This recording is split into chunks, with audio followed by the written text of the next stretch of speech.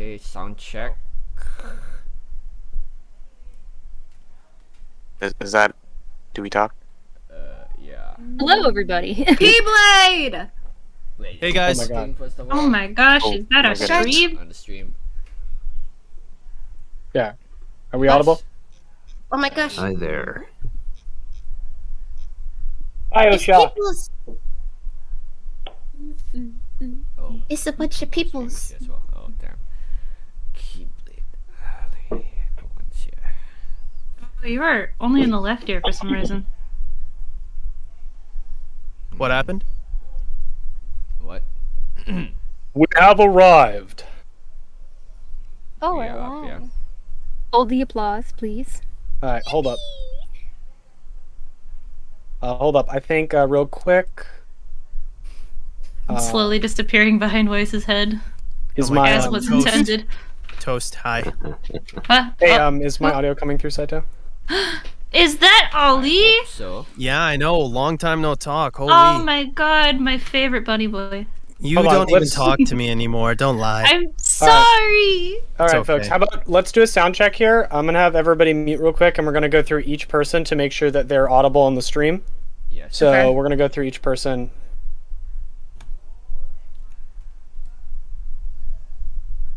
Alright. Go ahead. All right. Let's. All right. All right. All right. Let's start. All right. Let's.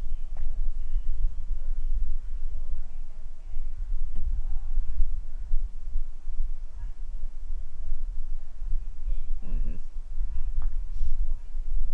Okay. So we'll start right here. I think I sound fine. Yes. Saito, it's gonna be you Yeah. checking everyone's sound. Okay, I guess I'm good. All right, let's start next. Baz. Present. That sound good, Saito? Could you say that again? Yeah, here. Got my proper mic. How am I sounding? A little bit soft. I mean, increase that. I'll increase that. Yeah, just being a bit quiet, but I think That should be fine. Alright. All right. Birdie. nice. Hey. I'm gonna try that again. That was pretty quiet. Wait, do I have to talk again? Oh, yeah, that's fine. Yeah. That's fine. Okay, Okay. you can mute. Okay. Caboose, you're up. Fiddled with my settings. I'm not sure if I'm blasting or not. You are you sound- not blasting. You sound fine to me. Okay. I'm going to continue talking until the levels are good. Are they good? Yeah, you're fine. Fantastic. All right, and that makes it me. Hey, how do I sound? Great. All right, Kenko, you're up. Hello, I am present currently. How do I sound? Gonna bump you Okay. up a bit. Not okay? Okay, should I bump myself up? No. I think. You could. No? Okay. It's a little bit soft. Alright, let's see here. Looks like everything's uh-oh, someone left. How do I sound now? Better? Worse? Yeah, a little bit better. Alright. Alright, should I increase it more? It should be okay. Yeah. Okay, I just increased it a little bit more, so are we Gucci? Oh, you can increase it a lot, actually. Okay, should I bring it down some more? Yeah, you can bring it up more. Bring it up, okay. Okay, how about now? Does this sound okay? Yeah, that'll be fine. That'll do. That'll do, pig. All right, Key, you're up. Hey, just testing voice levels. Peter Piper picked a peck of pickled peppers. Yeah, it's good. Yep, good. Sounds good. All right, Dreamer. Hello, I believe I'm present. How's the sound? Great. Sounds good. Yeah. Redo. Hello, I am present. Is it okay? Yep, great. Okay. Parallel sound check. How you sound?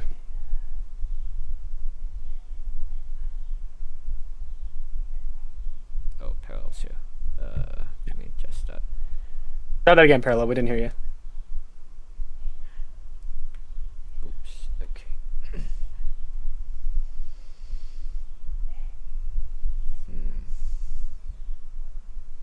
Wait. Parallel, you good? It's by adjusting. Okay. All right, we'll move on real quick, just so I can try to breeze through people. Rose, real quick, can you do yours? What is up, my dudes and friends? I'm hoping my audio sounds good and that we're ready to roll because I am much excitement for this. Yep. Cool. Great. Yep, sounds good. Schooner. Peter Piper picked a peck of pickled peppers. Good. Yeah, good. Let's bump it Sounds up. good to me. All All right, Toast. A alliterative phrase that lets you test my sound level. Yep. Yep, sound good. Great. Toby. How am I coming through? I've got a neighbor pounding some music right now, so let me know if there's anything in the background. Kinda soft. Kind of soft. Yeah, a little Sorry, bit. I caught my gain low to try and not get Green Day's discography in the background there. Can you all hear me? Can you hear Oh, me now? there's Parallel. Yes. Okay, yeah, Discord just decided to crash on me, so, yeah, I lost connection for a sec. I'm back. All right. Saito, is that everyone good? You check Toby again. Yeah, Toby, go How ahead. about now? I'll just bump you up. Okay. It should be fine. Alright. I guess we're ready then. Yeah, okay. Alrighty. Hold on, let me get a drink of water real quick. Clear my throat. By the way, Saito, your audio is completely on the left side. I'm not sure why. I think I'm using have it- like a mono thing. I have it on both. I have it on both sides. Oh. I mean in the Yeah. stream, not in Discord. Oh yeah, in the stream, yeah. Wait, think it what? is. Oh crap. Alright. Then maybe something I can't really do anything about. Let me check.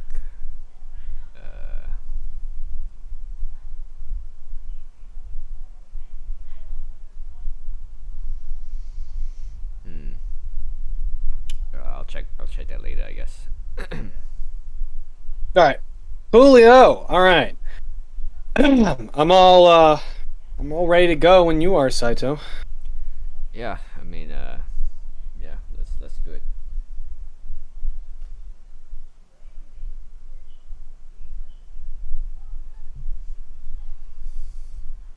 Hang on.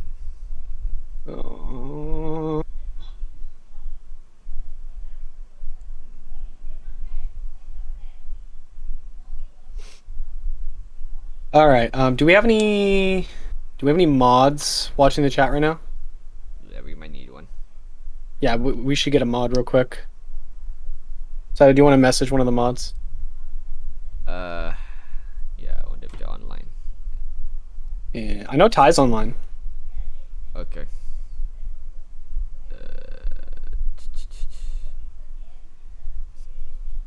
Time to bring the See if hammer he's see if he's available.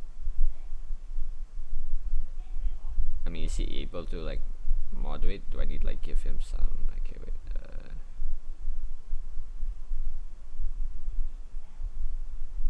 Apologies, everyone. We're very professional. We swear. Yeah. So all things that should be done earlier, but got the timings wrong for the stream. So here we are. Yep. Daylight savings. What can we say? Alright, so okay, so I guess let's just go ahead then. Okay. Hopefully we can get a mod in here at some point, but if not, we'll just kind of get rolling. Hey everybody, welcome to the RWBY Remnants QnA stream. I'm Days Co. I'm the project manager and co-writer for the project, and I'm sure you all know Saito. Yep. I'm here. Fantastic. Good to see all you here. Really appreciate you guys being here. We opened up a Q&A a few weeks ago where we had people asking questions in a Q&A bucket. We've picked some questions from the bucket and have assembled sort of a questions list that we're going to go through and ask, and the people assembled here at varying degrees are going to be answering questions that we have here in this little bucket. So whenever we're ready, if anyone is just ready to hop right into it, I can just start going through question by question. Go. Just giggity go. Alrighty, giggity giggity. Ready. All right. I am ready. All right, coolio. At some point, if we run out of questions, we might open up the chat to do some live questions as well, if we have time. So definitely keep an eye on that and keep yourself thinking if you have any questions you might have later. Because we might open up to ask some of you guys if you have any questions that we did not grab into our bucket. But for now, I'm just going to go and start reading through some of them. Okay. Let me just go up to my little bucket here. I think this first one's probably going to be for you specifically, Saito, which I think is fine. Great. So this one's from Alka Zeltzer. Alka Zeltzer. That's what I'm gonna. Yeah. That's what I'm gonna assume. That's what that joke is. They ask, as it was mentioned previously in Blake's video, the world of RWBY Remnants has its own separate calendar and astrology. If it is possible, can you explain more about how the months and years are organized in Remnant and tell us more about star signs? Yeah, so this was one that so this was mentioned way back in the Blake video, and this was sort of done long ago, which was making like a custom calendar system for this project, and that sort of was mainly because, you know, it's like a completely different world and all that, so you know, it'd be fun to try to like make its own calendar system. So what I did make was sort of like 12 months with different names, and then different like quote unquote like horoscopes called signs. I have it here. So from here, they're like grouped because they're like 4 is like a big number, so like they group like groups of 4, so like 3 groups of 4, and this is sort of like the system that I'm using, and it's sort of based off of like constellations in the sky as well, because you know, because Remnants is a different world, it follows has a different night sky as well, so it's like a draft of what we had, but it's just like, you know, just like a quick draft I was working on, but it's like really long ago. But that's sort of like the idea that all these, you know, constellations and stuff, and each person who was born under a certain sign is said to have, you know, certain like omens or certain traits associated with that birth. So that's basically the idea behind that. Awesome. All right, let's move on to another one. I'm going to start off with a couple ones more directed at Saito, and then as we go along, I'm going to grab some that are more production or VA focused, if that's okay with everybody. Yeah. That's okay. That's There's no problem at all. Oh, studio mode is still on. Did I actually show it on screen? Crap. Wait. Did I not show it on screen? Oh, I see it. It's on the stream. No, just now. Wait. Yeah, I'll just flash it on screen, just so you can see it again. Yeah, go ahead. Alright, here's the next one. This one's from Midnight who asks, can you elaborate on any of the other students' new designs like you did for the main four? So do you have any cool things you can say about the designs and why you changed them to the way they are now? Okay, well that might take a bit. Alright, so yeah, okay, that's good. You can always limit it to like a few people so that doesn't take too long. Like certain characters that in particular you find very interesting. Yeah, I guess I can pull this one up. So, in particular, who I can point out is so for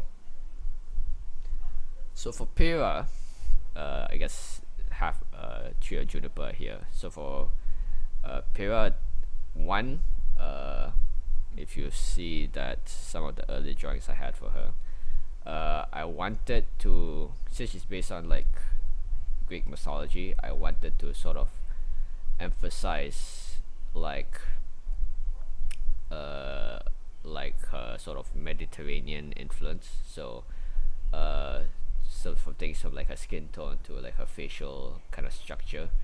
Of course it's stylized, but you know, I wanted to sort of base it around that to make like for a more unique look for her.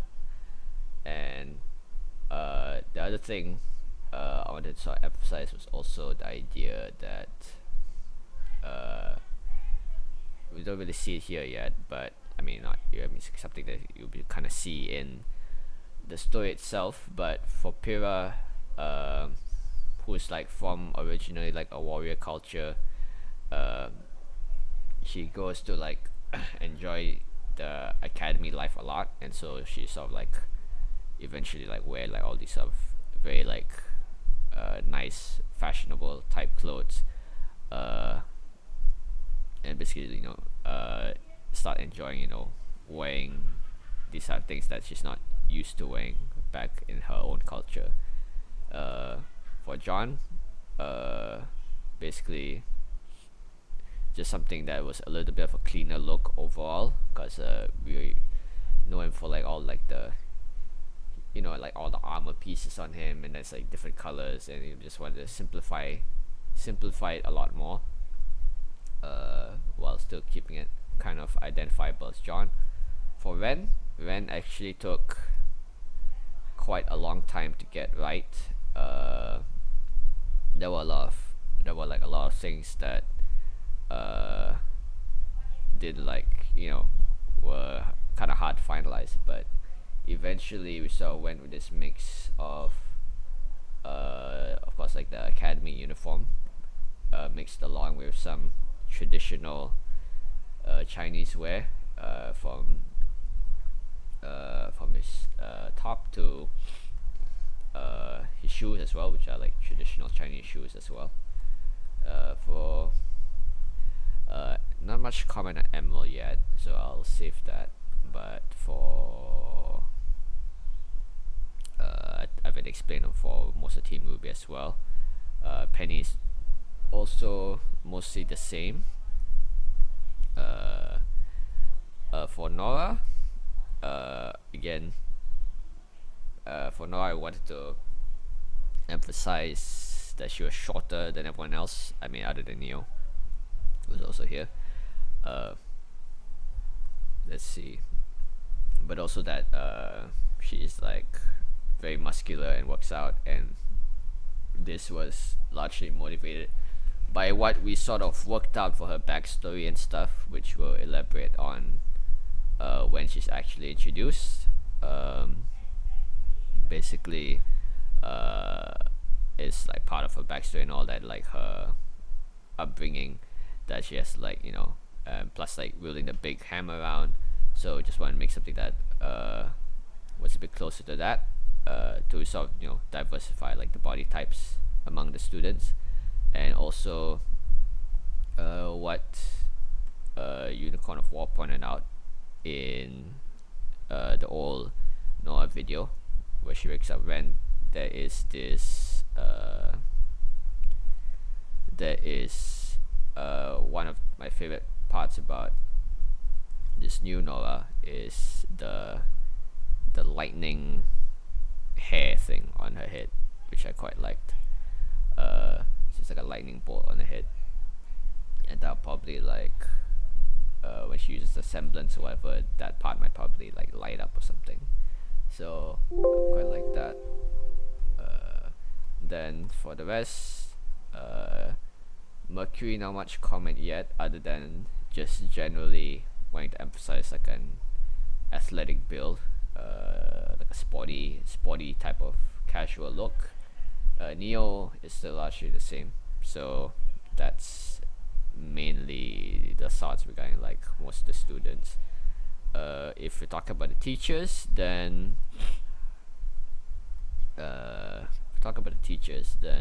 let me see. Let me pull them up. Yeah, so for the teachers,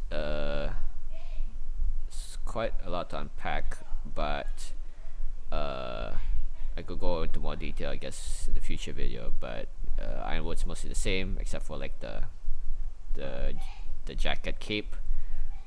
Glinda's largely the same, but there's a lot of different references that I used for her. Osmond also, the change in hairstyle was quite a different choice.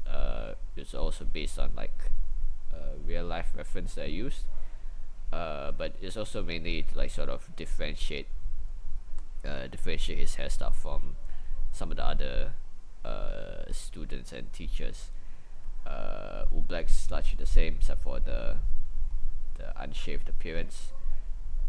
Peter is an interesting one, but basically the main reasoning behind Peter is that Peter and the Wolf, the fairy tale that he was based on, was originally like a Russian folk tale, or fairy tale rather, and so I had the thought of giving him like a more Slavic type inspirations in the design, and of course in the world of Remnant, but in particular it's like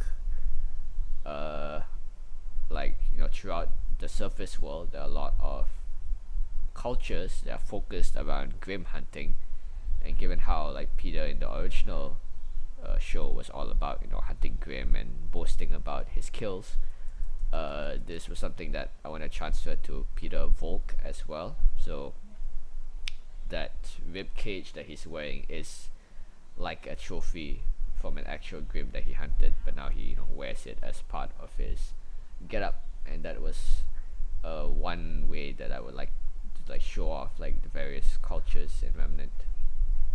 So Peach was basically an original creation, and she's based off Momotaro, which is the boy from the Peach, which is the Japanese legend, and from there the design came pretty easily. She was sort of based off like Harajuku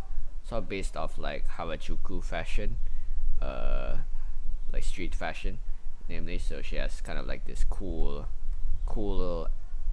aunt vibe, cool teacher kind of vibe, even though she's so like she's sort of like the cool hip one among the other teachers.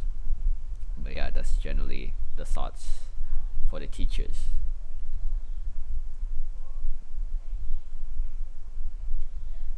That is. Alrighty, let's move on to the next one.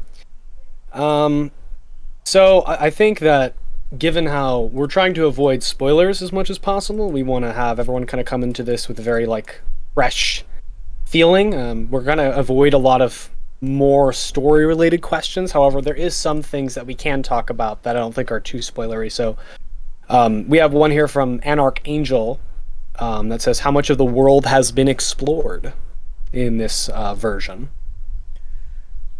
Great question. I think part of what is going to be like the main kind of storyline in Remnants is not like exploring the world per se, but more like re-exploring the world, because I think prior to this the world was a lot more inhabited before the Grimm became more and more active. So at one point the whole world was wiped out until the Grimm sort of overwhelmed everything. And now that humanity is starting to push back, it's like on part of the hunters and the academy cities to re-explore the world and reclaim territory. So there's like a lot of stuff to rediscover, a lot of things that new things that that they have to update their maps. So that's the kind of feel that we're going for. Yeah, Saito and I felt that the part of like the Mountain Glen arc from the show was such a cool part of Volume 2. We wanted more of that sort of exploring old ruined city vibes. We thought that was just really cool and underutilized in the show. Yeah. So next up, I actually want to get this one out of the way too, because this one is specifically about Faunus, which is among the Faunus. There's like a class. Is there a class disconnect between Faunus from different kingdoms? Do Faunus from richer kingdoms think those from poorer kingdoms are uncouth or something? And I know it's like a different question than the answer we might give, but I think that we should talk about Faunus, just what we've done with them, because we have changed them significantly from the canon to a degree. We have, and I'm not sure how much to actually talk about that aspect, but I mean, we could probably say some basic things. We don't need to really get into it, but we could at least talk about the name change and stuff, I think. Yeah, makes sense. So for Remnants, given that it was an AU, there were a few changes that we made to sort of like the structure of canon, just to like make all the concepts work together. And one of those was sort of reworking the Faunus into something that we could work with a lot better. And one of them was sort of just reworking Faunus. And right now, what we have, we sort of renamed them into these things called diamonds, DAIMONS. And what diamonds are, they're basically Faunus as we understand them, but the emphasis, we wanted to emphasize less on the fact that they were like animal people, which is like part of their traits. But what we wanted to emphasize with the diamonds is less on their animal nature and more with their association with like the Grimm. Because for here the Grimm, we want to really emphasize the Grimm in this rewrite, whether it's AU or whatever you call it. And one of those things was basically giving the Faunus or the diamonds more sort of relevance in the story, in the world building and all that. And so what we did was basically having the diamonds be like this sort of race of people who are born with like a certain type of corruption from like the Grimm aspect or whatever you want to call it. And because they were like, throughout history they were viewed as like cursed people and all that, and they have like this sort of weird affinity with this sort of Grimm energy, and this sort of like how we wanted to recontextualize the Faunus as like more associated with the Grimm. And the Grimm of course in our AU are a lot more like monstrous. They take on a lot of more different forms than just animals. So it's not just like, oh, this one's based on a wolf, this one's based on an elephant. They're more, they can take on a lot more weird eldritch forms. And so for that, we also wanted to de-emphasize the whole animal thing and more into like the whole shadow, dark aesthetic that they had, and it's sort of like how you want to connect the Grim and the diamonds together. And this also means that we had a bit more freedom in regards to what we could do for the faunus here. Just generally, if you want to like, cause like the sort of working philosophy behind it was, why like just animals? Why can't we have like a faunus that's like based on an oni, for example, or like any kind of mythological creature in particular? Because RWBY is a story about like fairy tales and legends. Why not have the diamonds be sort of this race that is sort of based on these animals or mythological creatures in general, and that is sort of like these creatures that are viewed, by humans as like villainous or troublesome. These sort of creatures that are not well liked by humans, and that's sort of like the theme for their designs, and that's sort of like the main sort of storyline that influences for the design of the faunus, which should not cut the diamonds. And as for the question, then obviously this means that the diamonds themselves have a lot of different cultures, because they're all sort of like scattered on the world of Remnant, and some of them choose to live alongside humans, some of them choose to live by themselves. So of course there would be a lot of differences between each of them. Some are also like more technologically advanced, and some are not. Some just sort of live off the land. So I think there would be quite a lot of cultural changes between cultural differences between them, and definitely I think there would be like some sort of prejudicial relationship between some of them as well. All right, great. I'm gonna skip some of these real quick and jump ahead a little bit, because I want to ask the VAs a question, because I want to give them a chance, because they're all here. They all graced us with their presence, so I want to give them a chance to speak. Lucky you. Sorry. I know. I'm so blessed. I'm in Thank you all. character. I'm good at it. Well, I appreciate it. All right. So this one's a little difficult, because we still need, because like Saito and I've done a bunch of rewrites recently for a few things. So we've had to sort of like change up a few things, and we might need to talk to some of our VAs about some of the things we changed. But from what they have experienced so far, the question is going to be, it's a VA question.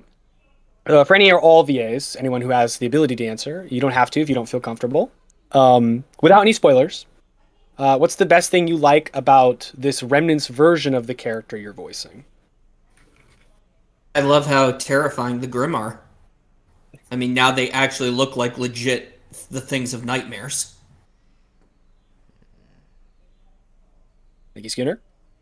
I like that it dives a lot more into the characters' personalities and their own sort of for troubles and the inner burdens they face. Since I feel like in the show a lot of time that's mentioned once and then throw them to the side and we move on, And I like that we really dive into who they are and what they're fighting for, and we get to see their weaknesses basically. I like doing the accent. It's fun. That's all I got. I'm sorry. Same. I like singing too. It's stressful, but I like singing too. Nora, like doing I the also voice. love doing the accent. Like Nora, Scottish Nora, my bae. I love her. But also for Nora specifically, and I think a lot of other people would agree with me here, I love how much more connected she feels to her source of inspiration. Yeah. The Scandinavian, or like Viking in general, aesthetic and vibe, that's a lot of fun. And also in what I've had the chance to do, which isn't much, she's genuinely funny. Like I don't like the whole. A lot of characters feel like they were trying to be comic relief, but I don't think the humor really landed. But Nora, so far, has been really funny for me, anyway. And the other character that I'm voicing, which I'm not going to talk too much about, I'm just going to say I love everything about him. I love everything.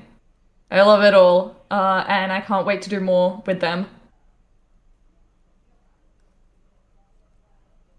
I really like how a lot of the first off, character designs for everyone in the cast, phenomenal. Thank you so much, Saito, for gracing us with that. Mwah. That's Yes, I think that's one of the first things people are like that draws their eyes to the attention of this project. Another thing is I like how some people in the cast, they're getting a bit of backstory, so we actually know more about them and their position and their place in the world and how it relates to our heroes and their tale.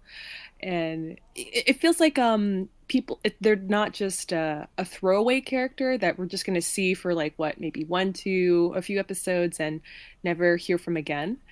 And so there's a lot more emphasis on like who they are as a person. And even with Professor Peach, her design is sickening, and I love how we actually did something with a throwaway character that I think the canon show just mentioned briefly and then never again. So it's exciting to see how how everyone's creative juices came to create this. And I think that's really exciting to see how it's all going to play out. Anyone else, or are we good? Only complaint is more voice. I agree. Toast. More voice. I No agree. bias. Best No girl. no bias. No bias at all. No. Of course not. No bias Of course found. Totally not best girl. No. No. The best girl. Excuse you. Sorry. No what? Excuse you. No. Toast. Don't calm your rage. Yeah, all you right. can tell I'm furious. Yeah. Totally non-biased. All right. The next one, I'm not which I think is biased. very interesting, which actually relates to a previous video that you have put out, Saito. So I think this will be a very interesting one. Will Parfait Problems be canon if it isn't already?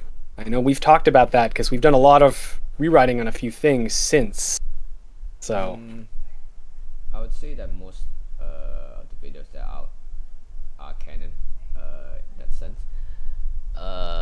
There may be it's safe to assume that most of them are, just that maybe there may be one or two elements that that have to be retconned, which I think the only thing I can think of is in the Blake video, she mentions like faunus directly, and I think that's like the only thing to retcon into like diamonds and stuff. But other than that, I think it's still mostly like within like a canon understanding that most of these videos, even like the random ones, are like within that framework.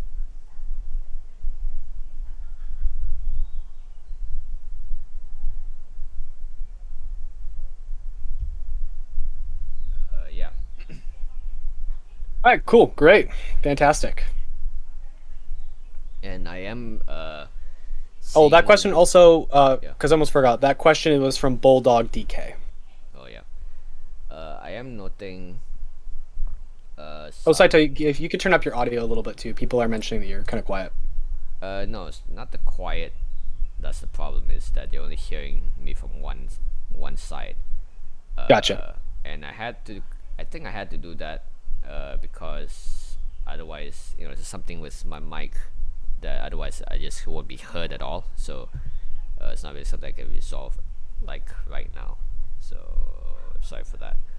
But other than that, we just had to chuck along, I guess. The scuff hopefully will be less scuffed as time goes on. Hopefully. All right, fantastic. This next one, I think that you'll definitely have a lot to say about, Saito, because you and I have been talking about this one fairly recently, actually. How does aura, semblances, and dust work in Remnants? Because I've also seen a lot of discourse on the public channel, public server, where people have been asking a whole lot about that. So I think that's definitely something to at least maybe not go into full detail about, but at least briefly mention if we've, like, because, you know, there's people that think that the canon is very inconsistent with interpretations of how all of that works. So people want to know if it's going to be more of a backseat thing, or if it's going to be more brought up more in depth and more defined. And that question is specifically comes from Felicia, I believe. That's how you say that. I think one other person also asked about like about the sort of thing, semblances and all that. And what we're doing is basically this was quite sort of like a large topic of discussion, because when we get down into the sort of big mess that is the canon, we have like there's a lot of things to unpack. For example, like how do you handle, for example, like Emerald and Neo semblances, which are like super similar to one another? How do you handle semblances which are originally supposed to be for one character but then got moved to another? So like this is like Roman semblance. You originally was supposed to have a semblance, but that semblance got moved to Fiona in volume 7 or whatever. And so that, you know, it leads to the question, you know, is it more respectful to the source material to have it still be on Fiona, or to have it on Roman? And that's like that's, you know, kind of a nuanced question. So different people have different views on that.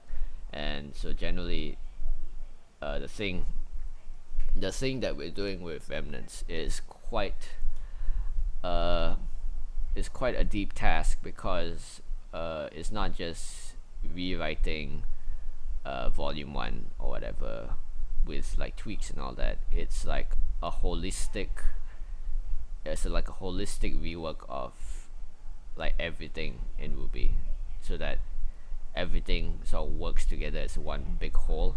And for that, we basically need to sort of kind of almost rework nearly every aspect of the story into new ways, but into ways that work together. And this means that there's basically like a discussion or rework for basically like everything.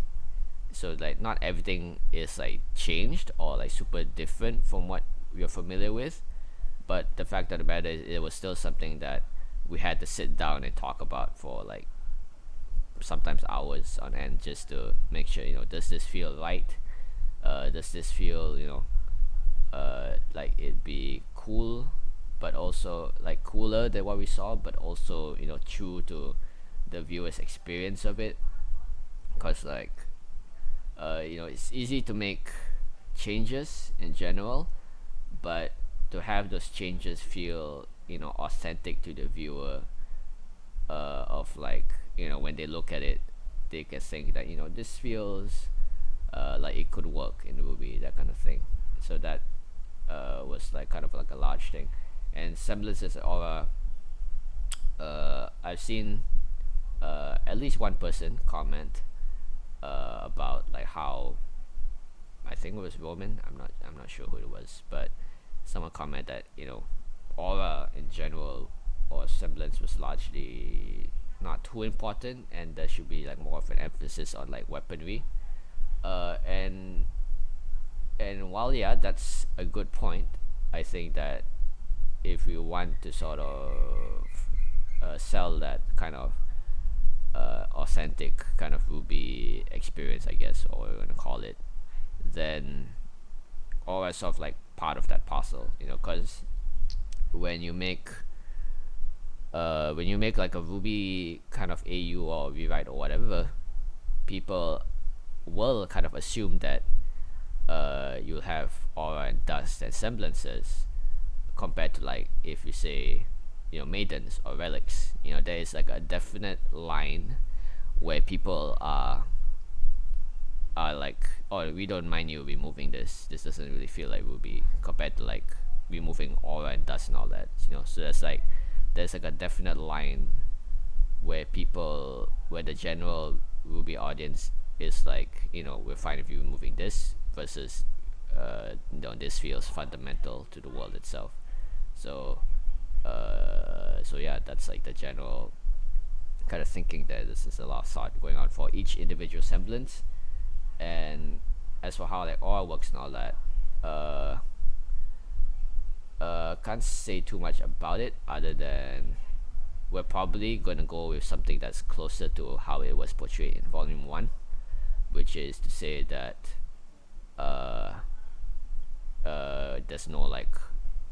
there's probably no like aura shimmer or a shattering effect, because it's sort of a nuanced discussion, because a lot of people said that having the visual effect of aura breaking ruins fight scenes, because when like people are when to actually pay attention to the fight, because the aura broke, that's when things get serious, versus like not having it. But for right now, we're just gonna go with the Volume 1 version, which is like we don't really know when someone's aura is broken or not. But then just to have it, but you can still sort of make an educated guess on who is like winning a fight or not. So that's what we're working with right now.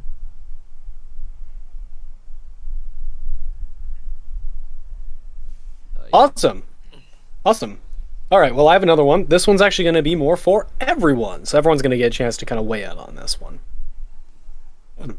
So this one is from Camister the Papyrus, I believe. And the question is, what's the most fun thing from this project you've done so far? And that's, for everybody, really. What's the most fun thing so far in the project that you've done? It's a good question. I'm going to have somebody, say it before me so I can think on that. Can I say everything? I say everything. Not bad answer. I can have to agree. I love doing the parfait one. That was great. And I believe it was Weiss's introduction where RWBY was like the camera woman or whatever and urging her on to say this. It was with Blake. That's right. And she was urging her to, you're doing fine. Everything's going great. I had a lot of fun doing those. I get to do some of the background lore, which is really nice. I enjoy that part of the project. Narrator Toby-san. One of the things that I actually enjoyed was when I had Daz Insider sit me down in a call and basically go, okay, and give me like a goddamn university lecture on some of the lore. As like as background and backstory context for a character, and it was just like it was really interesting getting to listen. It's just really funny because it really did make me feel like I was in a university lecture, only a fun one, where instead of having to deal with boring professors, I get to learn the anthropology of a fantasy world. So that was a lot of fun, potentially a different answer than what some other people might throw up. But of course, I must also answer Nora. Everything that Nora ever does is fun and perfect and beautiful. So that's like my obligatory answer too. I think I have to say that working with you all is like probably one of my favorite parts in being in this project. Like all of you are just so talented and skilled, and it's fun like sharing stuff with you all and sharing new ideas and all these things. And yeah, y'all are great, guys. Thank you. You're great. You're awesome. You're awesome. Ooh, you. You're great. No, you. No, you're awesome. Okay. I kind of want to piggyback off of. Oh, I'm sorry. Is someone gonna go first? I don't want to interrupt. Yeah, I'm sorry. I didn't mean to interrupt you. Yeah, go ahead. You first. Okay.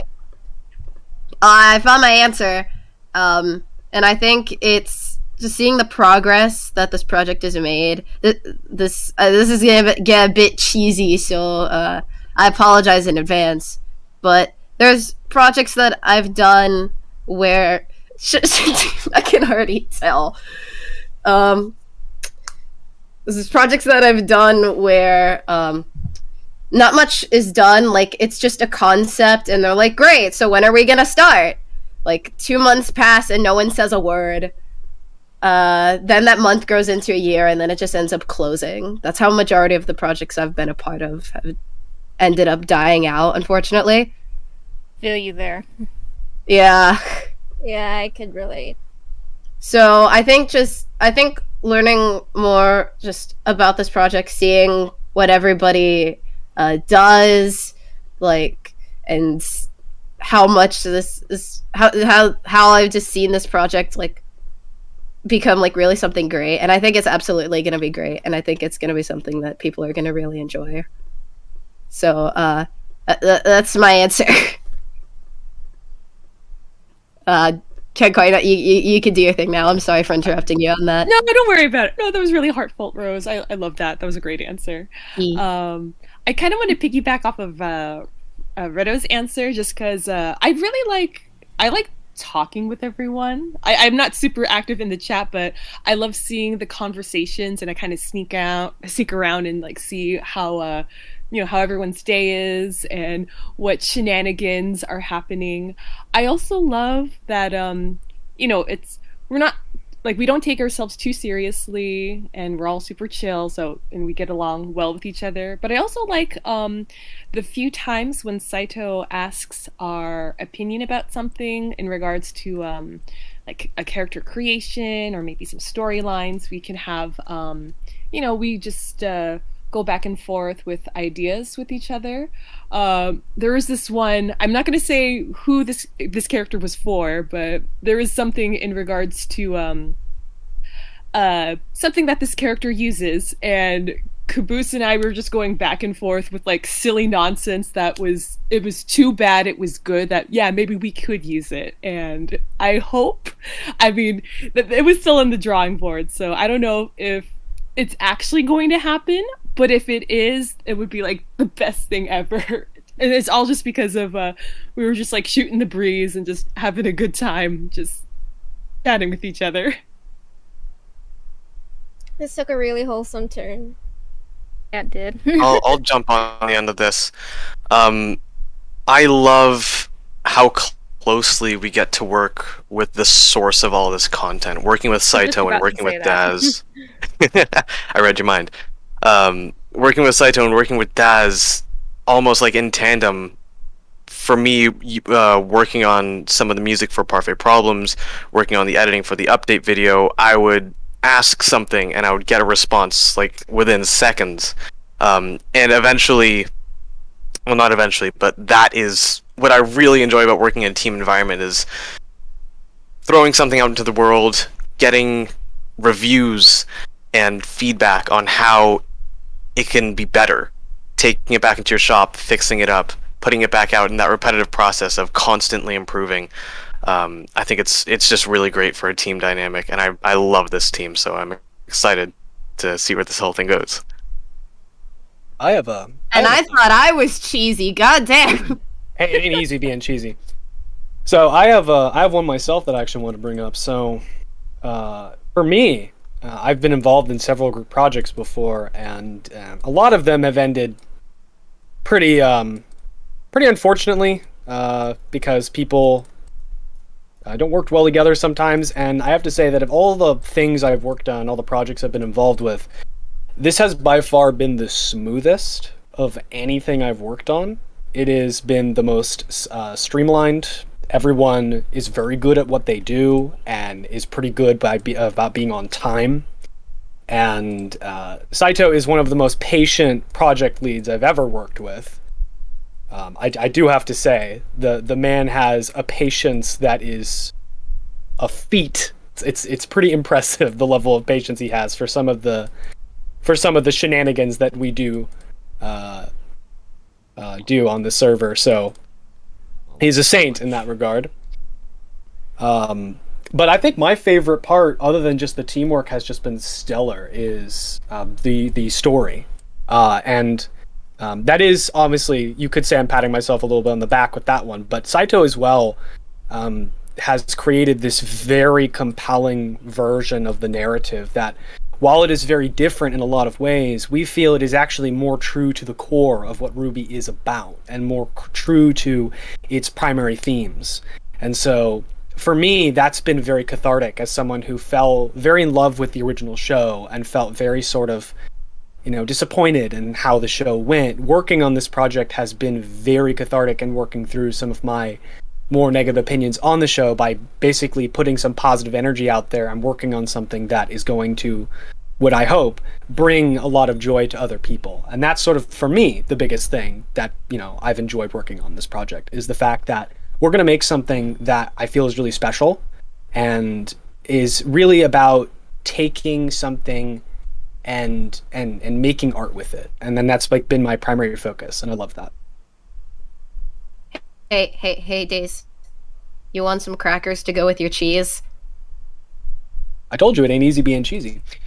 Alrighty, let's move on to the next question.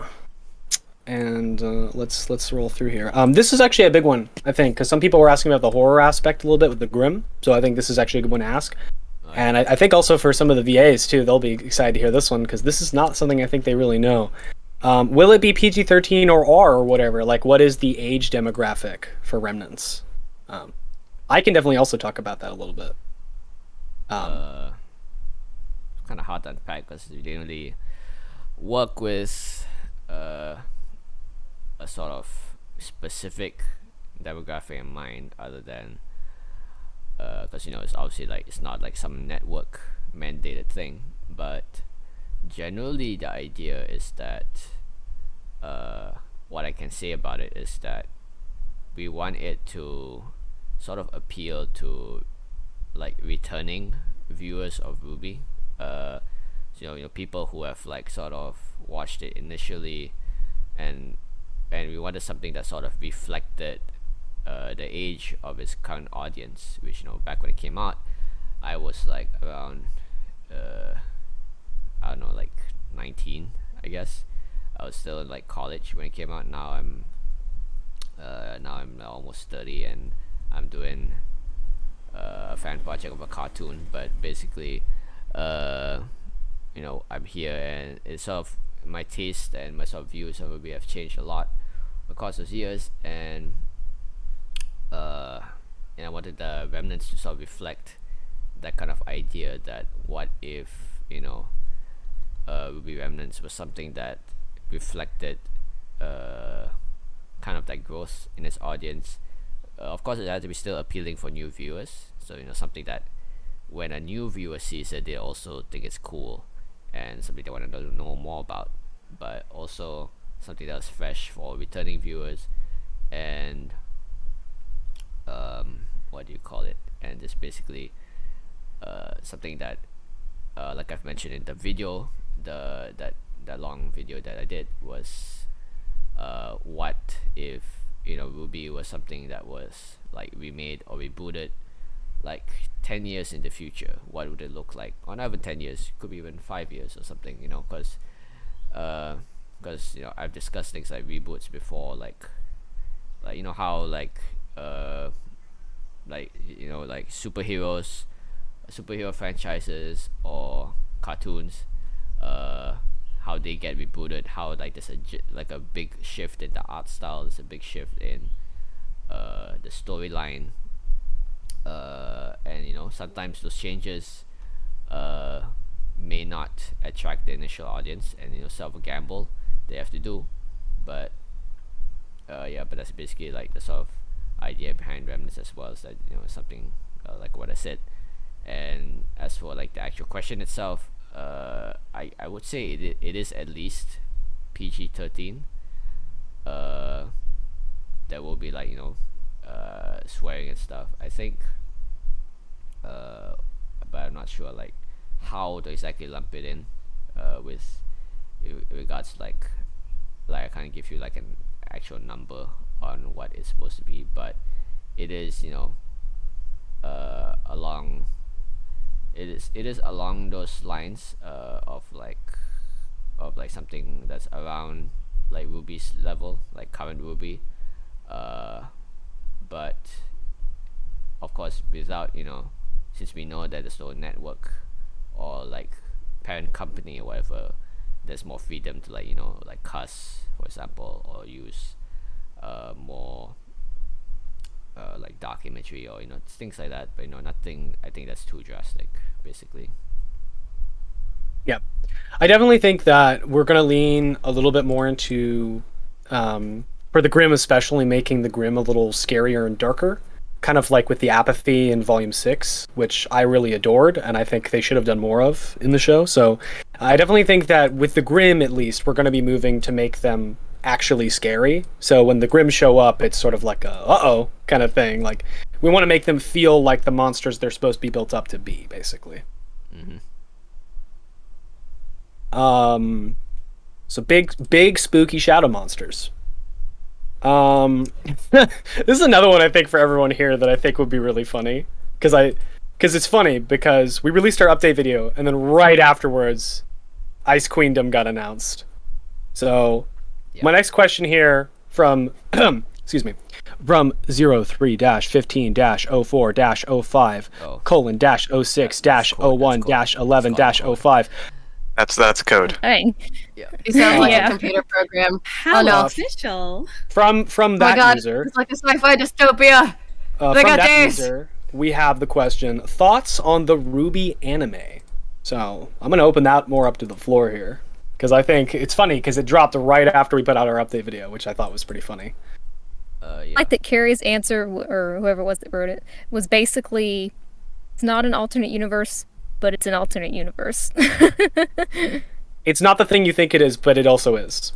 Yeah, exactly. Fingers Besides, I like the character designs. I'm definitely curious about Blake the most, since she seems the most almost out of character as far as the way she's dressed and everything. But I'm curious to see how they'll take it, and I think it's just awesome that Japan has picked this up, and this is something that Monty's was working towards, even way back then, and to see it come into fruition now is, I can't imagine what that must be like how the team must feel. They've been recognized on that level. To piggyback off of that, yeah, I was quite thoroughly impressed with the animation, the style, what's going on with it, and I'm like, all right, why not check this out? Let's see what they got. Show me what you got. Yeah, for me, it's a complicated feeling because I know Studio Shaft, they did Madoka Magica and the Baka Monogatari series, and the director for the Ice Queendom is the same guy who directed the Baka Monogatari series. So, for what I know of that, and like his portfolio is, it will probably look decent animation-wise, but it story-wise, that director, he's really hit or miss. Either he gives us something that is, really dynamic and interesting and very concrete in a very short amount of time, or he gives us a hot mess. So, I mean, either way, it will probably be entertaining in some way, is the way I look at it. Honestly, I'm not overhyped for it, but I'm not already putting doubt on it or anything. I'm just see how it goes, I am very much of I'm just excited to see what it is, whether it's bad or not. I feel like they have the benefit of hindsight, and if they have absolutely anyone involved in the project who has any semblance of rational ability, they're going to look at RWBY and they're going to look at the fan reaction and they're going to go, okay, people didn't like some of these things, so we should probably change them. The answers they come up with might not be good answers, but they have the benefit of hindsight, they have the benefit of knowing where the original RWBY lost some of its appeal and lost some of its fans. So hopefully they don't make the same mistakes. I'm not gonna be like, oh, it's destined to fail, or oh, it looks like the best thing ever. I'm gonna be quietly optimistic for it.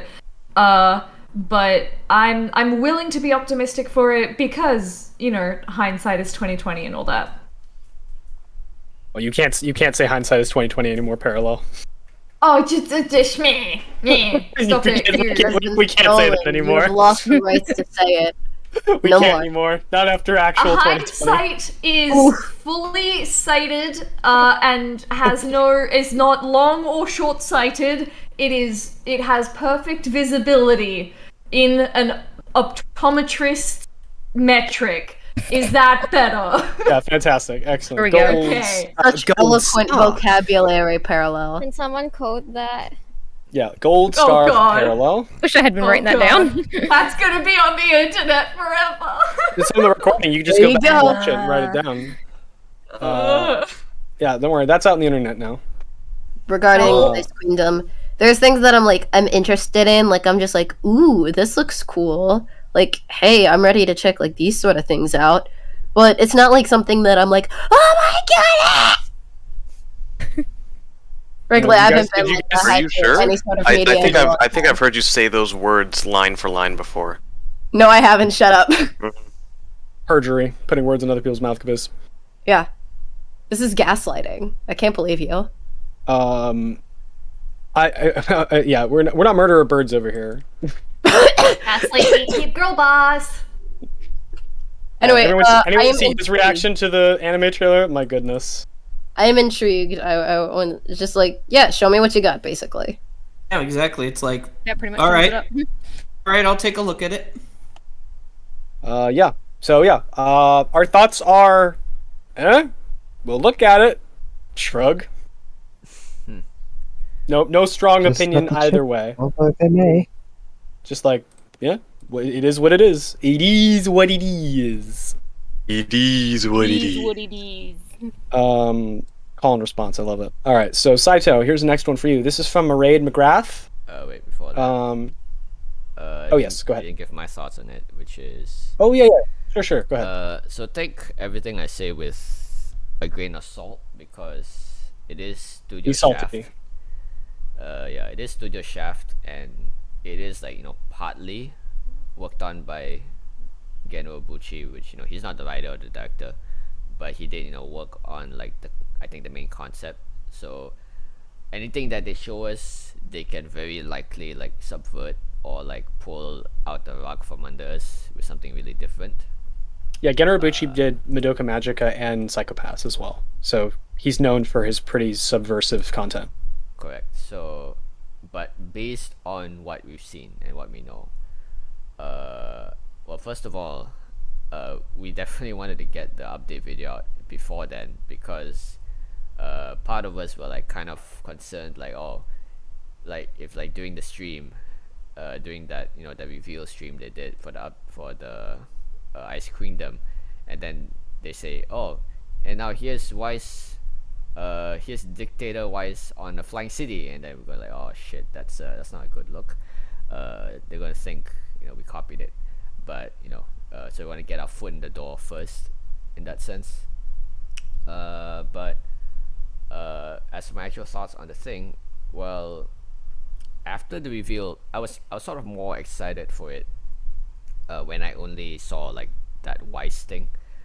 Because I thought it was going to like be like a really different story, but now looking at it, I sort of like I've typed about this at length on certain places, but it feels like it's retreading a lot of the same ground, with a lot of RWBY side material, like the manga, like other adaptations. It always just like volume one, and there's nothing wrong with that, but the fact that it's always the same events in volume 1. It's always the initiation, it's always that RWBY Wise rivalry, it's always those same things, and yeah, we've seen all of them already, just with different people's takes on it. And what I really hope the anime does is that it really gets the familiar out of the way, so we can finally get like new RWBY content, because I think what a lot of people like RWBY for is for like many different like character interactions and potential storylines that we can see, which is why RWBY Chibi is so popular and all that. And we want to see more different interactions between the characters rather than just milking the same ones for years. And and that's sort of my general sentiment with it, that I hope it does something really new, because this is like the only RWBY content that we're basically gonna get until Volume 9. And if the only new RWBY content we're gonna get is just Volume 1 again, then I'm not too excited for it. Of course, I heard that it's just like gonna be Volume 1, Volume 2 for like the first 2 episodes, then they'll change, which I'm happy about. So I hope that it delivers on that and gives us something new to talk about. And as for the designs, I'm not too keen on them. It feels like it lacks like a theme or a direction. Like half of them are dressed up for winter, go to a ski lodge. Another half are kind of like, Blake's a cosplayer and Weiss is a dictator.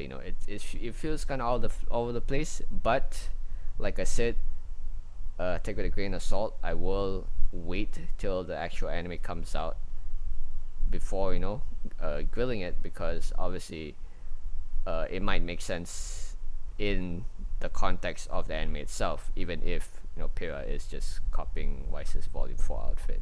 But whatever. I'm so glad I'm not the only one that noticed that. Yep.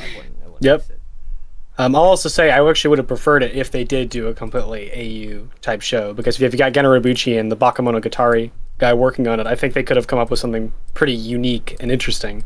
So I was give them a lot more freedom. Yeah, I think I'm a little disappointed with what they gave us. I would have preferred something more along the lines of Huck's work with Black Rock Shooter, who Huck did the character designs for the show. And if anyone knows that show, really underrated show that no one has seen. I have a great amount of love for it. It is not the best show ever made, but I would have preferred to see something more along that line, something a little more airy with a lot more freedom to just kind of play around and have fun. I think that would have been more interesting. I got another one here. Let's see here. Let me grab it. Yeah, I guess this is a really cool one. And once again, I want to make sure the VAs who gave us their time have a chance to speak, so I have another one directed more at them. And it's how did you find out about Remnants for our VAs? And that is from Comister the Papyrus again. I believe I was on Casting Call Club, and I'm always on the lookout for anything anime, but especially RWBY at the time, and it just happened to catch my eye, and I've done different works before. Usually more, my voice has been more usually for like Blake or Pyrrha, so I was definitely shocked when I got picked for RWBY. I was the exact same thing. I was just surfing, and then I happened to find this casting call, and they were looking for Grimm voices, and I thought, all right, why not just try my hand? I actually had the opposite way around. I saw it on YouTube first. I saw I believe it was the opening narration video, the one where Yang is narrating. I don't really remember. But then I saw it on Casting Call Club, and I was like, what the hell? This is a thing that I've actually seen. That's so cool. I want to be in this. This is a thing that I've seen, and I thought was awesome. And I just kind of... I like doing weird stuff with my voice, so I just kind of threw my hat in the ring for everything that I felt comfortable doing. And Sato went, we're making Nora Scottish, have fun. And it's so weird now knowing that this YouTube video that I saw, I don't know when I saw it, now there's another YouTube video that has my voice in it. For this same project, so yeah, that's really cool. Sorry, go ahead. I was just going to add on that I find that as a voice actor, best thing you can do is just throw your hat in the ring. Even if you don't think you fit the character in any way, just do it. You don't know what's going to happen.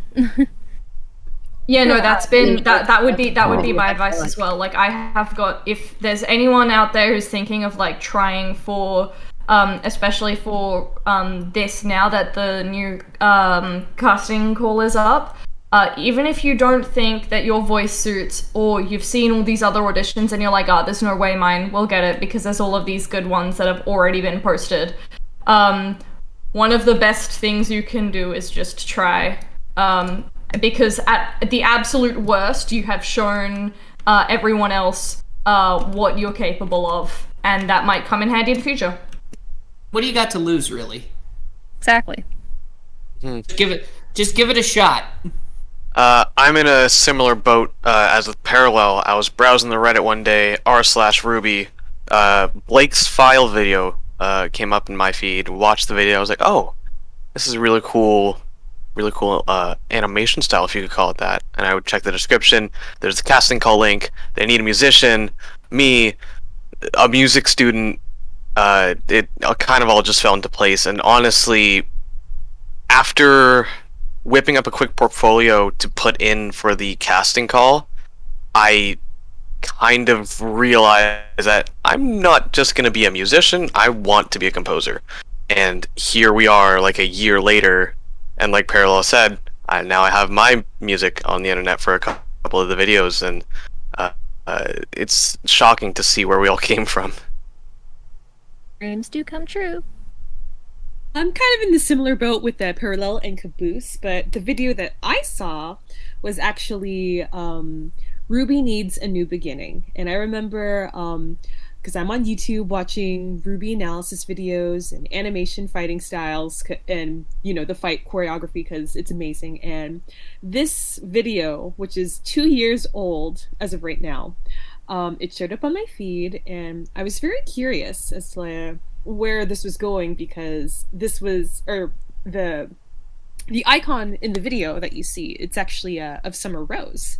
So I clicked it. I listened all 46 minutes 21 seconds. I was very intrigued with Saito explaining like what he liked about the show, what he would change, and he really went above and beyond with like the concept art stuff, like ideas that he had. And I was keeping an eye on it on this channel just in case they would have a casting call for it, because at the time I think they already had they had RWBY, I think they had Yang at that point, and they had Weiss. But then I saw a little bit, or what, maybe a couple months after that, they were hosting for Blake, for Cinder, Emerald, Mercury, like the other people, and I thought, okay, I have to get in on this. So I was very fortunate to get cast as Glinda Goodwitch, and you know, that's everything said and done, and here we are today. I'm on the same boat as Parallel, Caboose, and Kenkoi. Pretty big boat now that I think about it. Yeah, it's a really big boat. But the first video that I found was Law of the Wolves, actually, and it was a very intriguing video with a very interesting concept on the series, and I really liked his take. And yeah, and the Saito's art was really great. I appreciate like the unique art style, and I decided to see if you know, this project had an open casting call, and they did, and I auditioned. I gave out my voice samples for being this project's vocalist, and here, what do you know? Apparently, I didn't expect I'd get in, but here I am. So, yeah, basically, if you see anything on see any open projects out there, don't hesitate to like give out what you can give, if that makes sense. Yeah.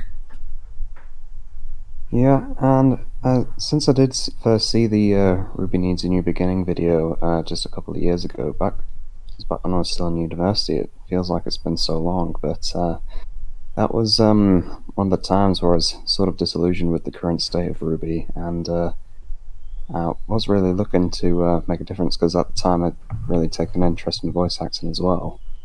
And that was, I think I auditioned for a few roles, one of which I think Adam was my first choice, but Mercury, he was one of my favourite characters from the original series in some ways, and just sort of seeing the way in which he's been characterised here. He's obviously still an asshole, which we all know and love for him, but that has that is essentially the story. It was back when I was still recording lines on my phone as well. We've come a long way from that as well, so it's So the call Yeah, and I was first on the Discord as well. That's when I actually first learned about the casting call. And I was on a couple of RWBY Discords at the time, but that was the first one I'd actually, the only one I've submitted any auditions for voice acting. So.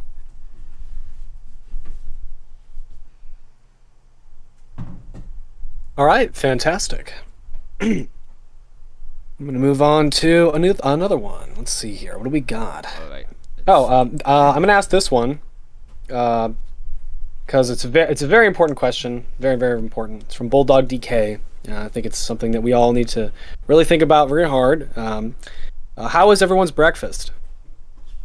Delicious. Wonderful. I agree. Scrumptious. I had a bagel. Bagels rock. I haven't eaten yet because I may or may not have rolled out of bed and straight into my computer chair so that I could be the stream. This is why Parallel is the MVP. We must banish her from the call to go eat. Eat May food. or may not have had steak for breakfast. I have tea. I have Power tea. I have tea. Hey, The power of tea shall sustain me. Hey, Dreamer. My breakfast was Brussels sprouts and steak. So up top. Oh yeah. I had a sausage. I actually egg for didn't breakfast. I didn't have breakfast. Hey, no breakfast, gang. Well, I mean, Have yourself. I mean, I had Mushroom. coffee. Does that count? Yeah, I know. See, we're fine, Okay. guys. Yeah, everyone is fine. A hot. I'm Y'all need to really feed the yourself. person- really I the will, kind of I person will, who I will has banish you breakfast from the call. and Yeah. dinner. I just eat whenever I eat. Alrighty, Eating moving on. samosas. Well, I'm glad. I think this is actually one that is. So, this one might be a more sensitive topic. This is more one that I have a very strong opinion about. If you don't mind, Saito. Okay. I just think it's very interesting. So I actually pulled this out of the chat while we were talking because I noticed it in the chat.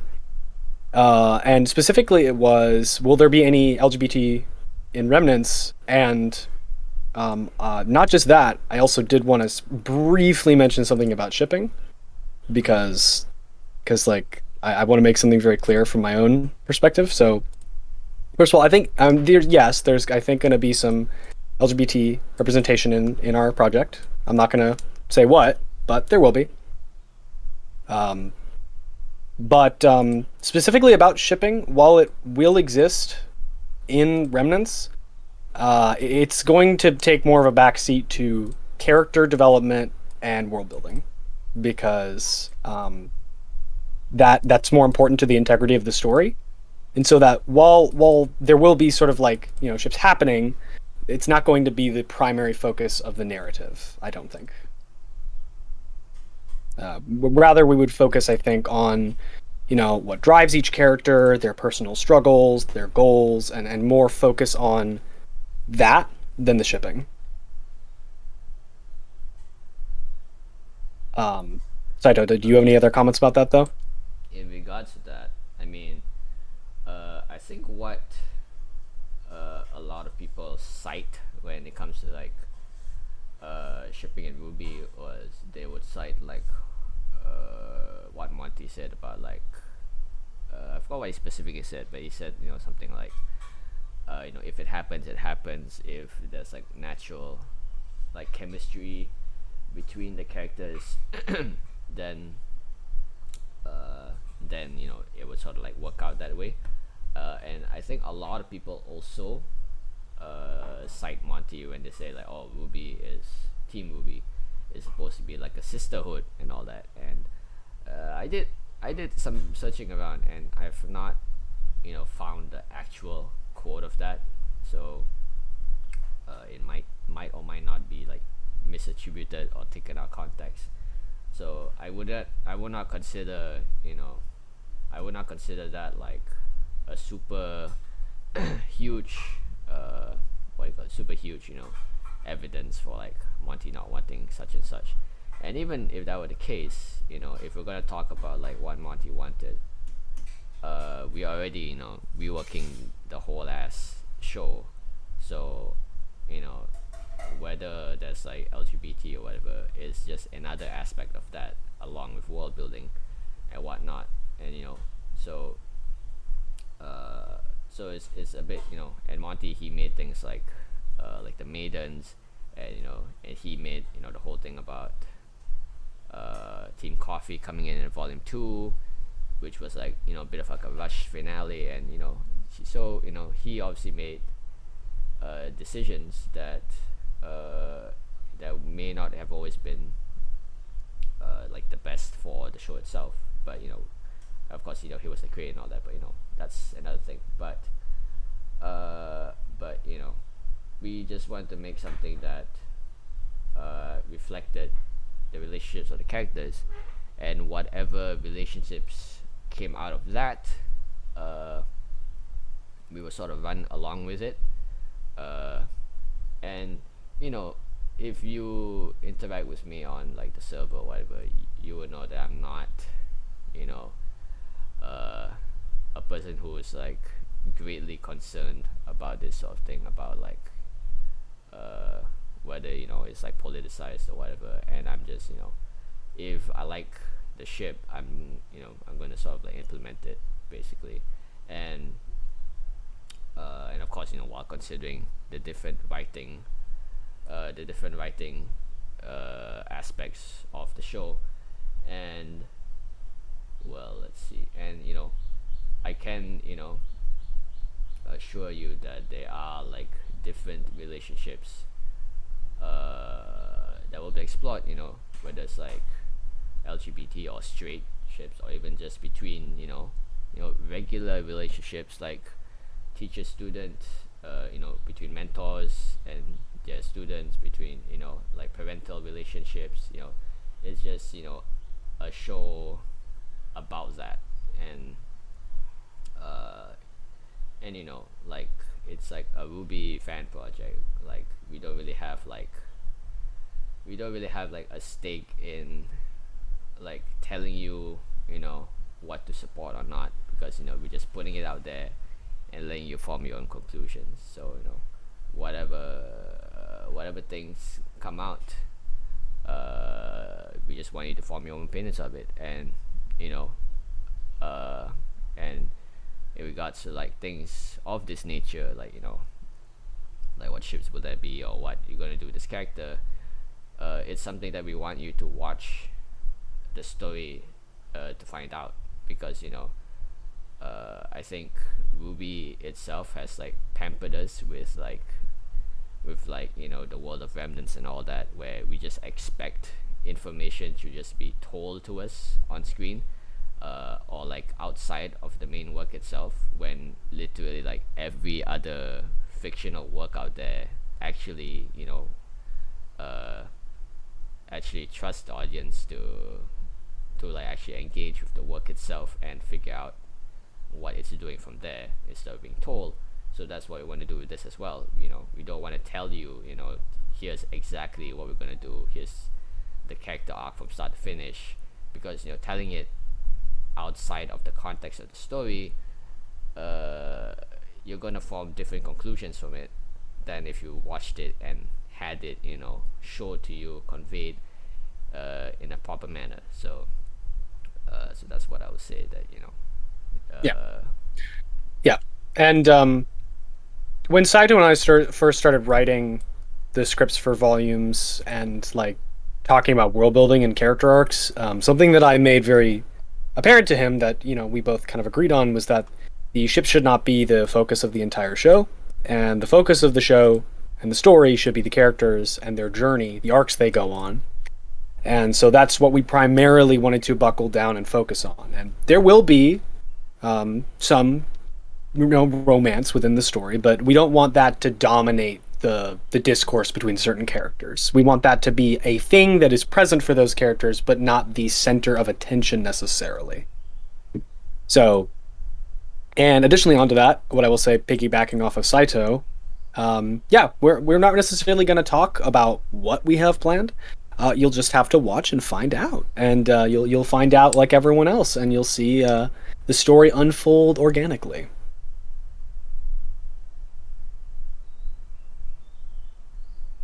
that Okay. beautiful note, before you guys move on, I just want to say goodbye to everybody in chat. I didn't want to just disappear, but sadly, I have to go. As much as I enjoy being here with everybody, you all enjoy the Oh. rest of the stream. And everything goes smoothly. So, bye Thank from you, Ruby. Dreamer. All right. Thank you. We appreciate Hi, you. Dreamer. Thank It's you. nice having Bye-bye. here. Okay. We can go for about maybe half an hour more. Okay, sounds good. Looks like I think we actually have lots of questions that we can still go through. Cedra, I'm gonna grab one from one of the ones that you actually grabbed. This one I think is really cool. Are the Academy cities considered as the de facto military governing bodies of each kingdoms and regions? If not, how do they function hand in hand with the established governments, since these Academy cities are essentially like defense forces, utilizing and dominating the airspace? And that's from Luke Young. Yeah, so Luke was actually the artist for this piece. So he's one of my art friends who helped me with the concept art for the academy. And so his question in regards to, so basically what we're trying to do with Remnants is we're not I mean, like, Remnant is a world where you know the Grimm exists, and that already is like a huge thing that have existed since basically the start of recorded history, and as such their societies and the rules of those societies are just drastically different, even like with the Grimm and the diamonds in the equation. And so we want to sort of like not get too deeply into the world building part, but just sort of theorize based on that what sort of governments exist and all that. And for the mobile cities, it's like they are sort of like the pinnacles of human achievement. They have like the best technology, they have the best security and all this, and this is largely facilitated by all the surface world cities that have like helped them, and there's like a sort of a symbiotic relationship between them, this assurance that this flying mobile fortress is the safest place in the world for anyone to go to. So we're going to make sure that we keep it running. We're going to keep sending food and resources and manpower there, as well as sending our children there to be trained as hunters, and in exchange they will make sure that they have the best Grimm hunting force on the planet to help protect everyone on the surface, because they are the ones who are most equipped to do so, being able to basically travel anywhere and being able to escape the Grimm, because like a normal city, once the Grimm attacks, then you have to evacuate, you have to leave. But with the mobile cities, that's not the case. And so in a world like this, that's kind of what we want to explore, like the dynamics between them. And it is a large part of the plot, because that basically makes the headmasters, politically speaking, the most influential people on Remnant, because they hold such power over the flying cities, and the sort of like the kind of mini power struggles and politics between the 4 flying cities is sort of what I want to focus on, because obviously that's like the most unique part of the setting. And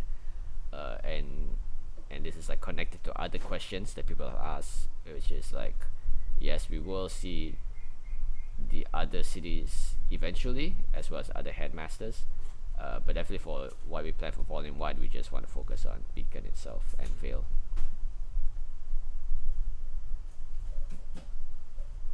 Okay. All right, I have another one here. And I think this one's also important because a lot of people have been asking stuff like this on the public server. So I think this is a good one to answer. How deep do the changes from canon run? Or rather, how far back in the RWBY timeline? I think this one's really useful. And I think we've already answered some of that to a degree. But I think that this one is a good one to cover. And that one is from... Zakatic ZBB. Alright, so could you repeat again? Yeah. The question was, how deep do the changes from canon run, or rather, how far back in the Ruby timeline? Right, so when I first started this project, which is to say, like the prototypes for this project, so like Ruby Cherish, Ruby Visions, or whatever you want to call it, those previous versions of this project, the main philosophy I used was just using the 4 trailers and the first 3 volumes as reference. So back then I was just basically like using the 4 trailers and the first 3 volumes. That means everything after that is like different. So there's like no Oscar, no Salem, no all that. But as time went on, and I begin to understand that Ruby, with its many flaws, is something that you kind of have to fiddle with from like every aspect of it, it as a whole, because every aspect of it has different issues that all kind of like snowball together into one big problem. And for that, it's actually it's very hard to define like what it's based on, because I can't say it's only the 4 trailers or it's only the first 3 volumes, because it's taking elements from everything we know about Ruby and adapting it into something new. So it's not just we're gonna follow the story all the way up into the fall of Beacon and then we're making it different.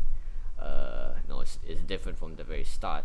So for that, it's more of like it's less that we're gonna use this as like our baseline structure, like we're gonna take volume 1 and follow it exactly, and it's more like knowing everything we know about Ruby from from volume 1 till now, and how we've known QnA to sort of take certain character arcs, what they've revealed so far, what can we do with it that first of all, obviously we cannot make it like too close to canon, which is what happened with Ruby Cherish, which was the previous version of this, where we dictated things too close to canon.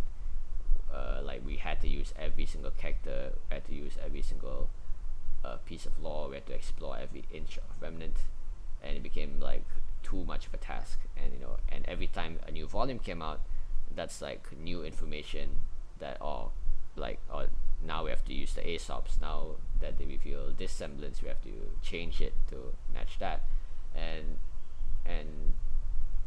to basically like, and as like an evolution of that, it's more like, okay, we're gonna make Ruby Remnants as its own thing from the beginning, but with the knowledge of like obviously us being like Ruby fans and all that, what feels the most correct or the most authentic to that experience. So for example,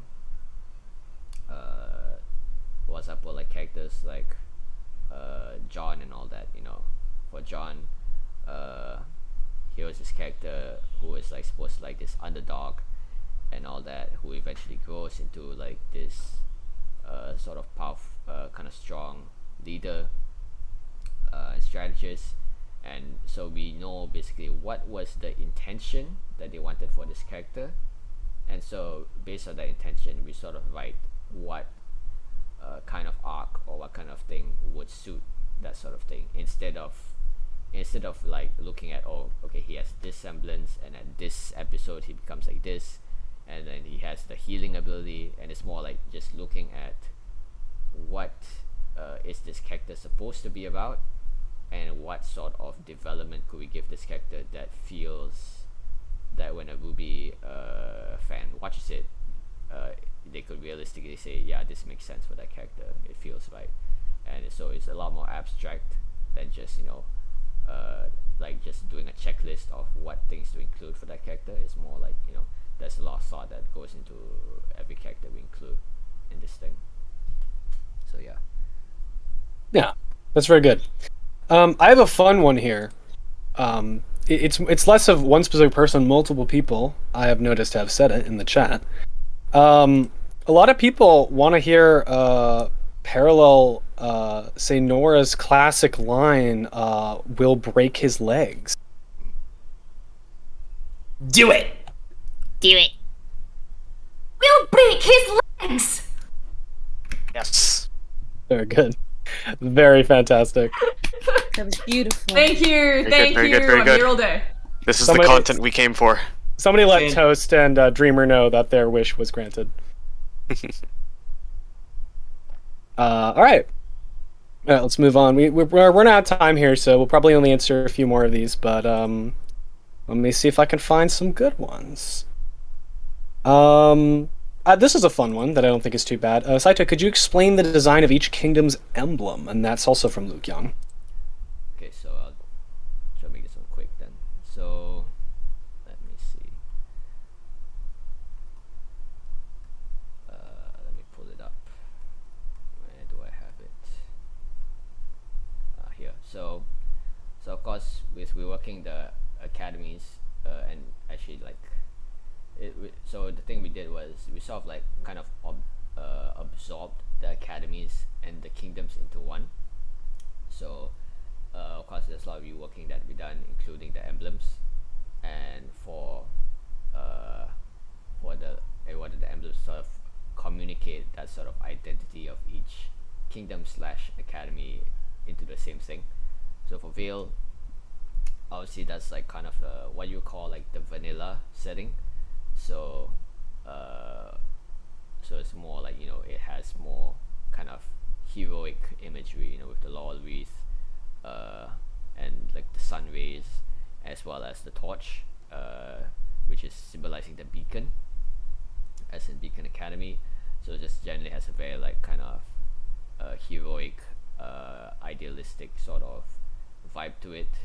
With Atlas, we wanted to go with something with like a more authoritarian look, because this was sort of like a port over from RWBY Cherish, the previous version of this, where Atlas was called like the Atlesian Empire, and it sort of like it was sort of like this empire that took over many different places across the Dragon continent, and it's sort of like kind of communicating the same thing. It's not exactly, I wouldn't exactly call it empire now, but it does have that sort of imagery with and we wanted to carry over that dragon imagery with basically just like a two-headed dragon with the lance and the omega symbol, which is like just a callback to like the Greek influence of Atlas, and then with Mistral, kind of straightforward. This is the Tai Chi 2 symbol, the yin and yang symbol, obviously denoting the sort of like more eastern influence of Mistral, as well as a horizon line with the sun setting or sun rising of it, and that's sort of like Mistral. And for Vacuo, I wanted to go for more of like a more kind of rough tribal imagery with it, denoting that, you know, it's not as organized as the others, but it has, you know, its own identity, its own sort of philosophy, and just generally something that's it feels a bit more like tribal or like rough and tumble in nature, but also feels, you know, like strong and stable as well, you know, that it can stand on its own among the other three. So that's the gist of that.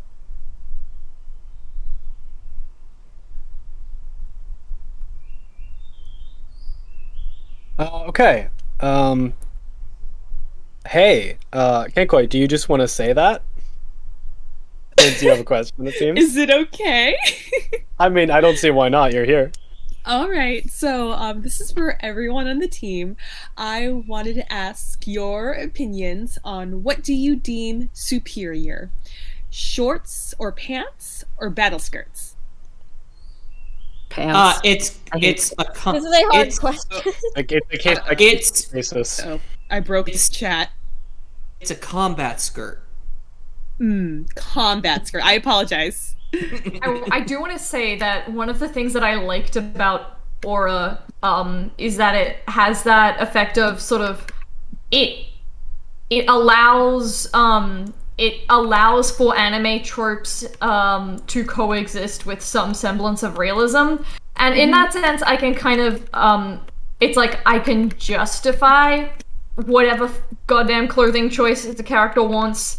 If they're protected by a magical force field, that means they can basically do whatever they want.